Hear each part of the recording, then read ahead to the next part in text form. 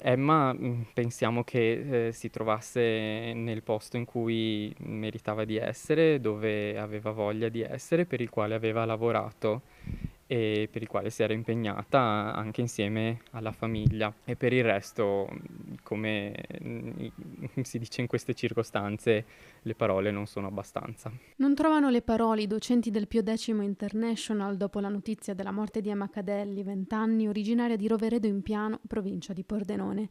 Riversa a letto, esanime, Emma è stata trovata dal custode della struttura universitaria dove alloggiava a Parigi, sollecitato dalla famiglia che non riusciva più a mettersi in contatto con lei.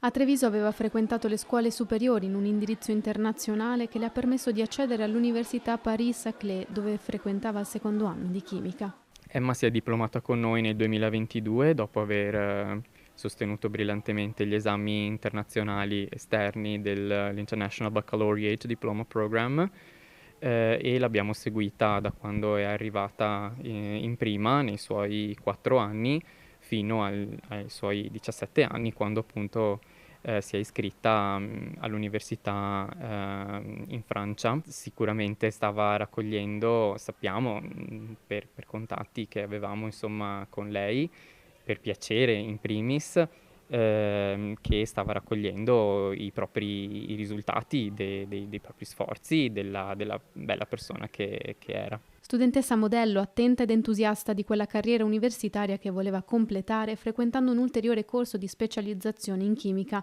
sempre a Parigi. Roveredo in Piano è un paese in lutto, chiuso nel silenzio in attesa di capire cosa possa essere successo. I genitori Barbara e Stefano sono subito volati in Francia, decisi a capire le cause della morte della figlia, seguiti dall'ambasciata italiana.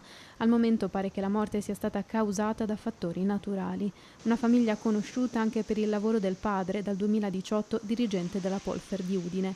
Il cordoglio dell'Istituto Trevigiano che fa sapere che parteciperà alle esequie della giovane ragazza. Gli insegnanti si stringono tutti attorno alla famiglia e al ricordo sicuramente piacevole e ancora vicino di una ragazza davvero eccezionale.